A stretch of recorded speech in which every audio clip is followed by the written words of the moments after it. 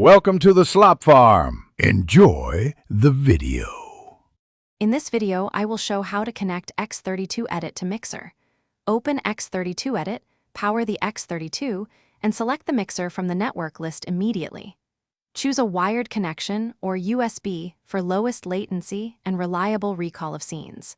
Confirm IP addresses match and enable OSC if you want remote tablet control.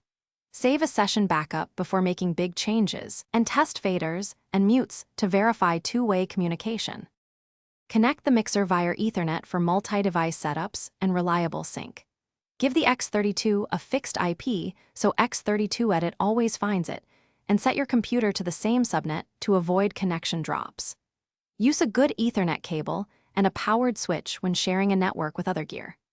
If using USB, confirm drivers are recognized and X32 appears in the device list before launching scenes and patches. If you're finding this video helpful, please subscribe and like.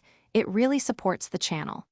Quick recommendation: the new Kindle Paperwhite is great for reading manuals and tech guides on the fly, with a glare-free screen and long battery so you can learn between gigs.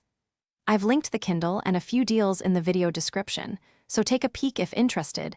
Now let's get back to the video.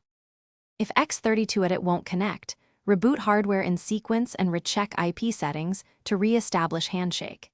Inspect OSC and port numbers on both the mixer and X32 Edit, and confirm no other app is occupying those ports. Try a direct cable to rule out switch or router problems, and use the fader test to confirm two-way control. Keep backups of scenes and patches so you can recover quickly if a change breaks routing. Thanks for watching. Consider subscribing if we helped you today.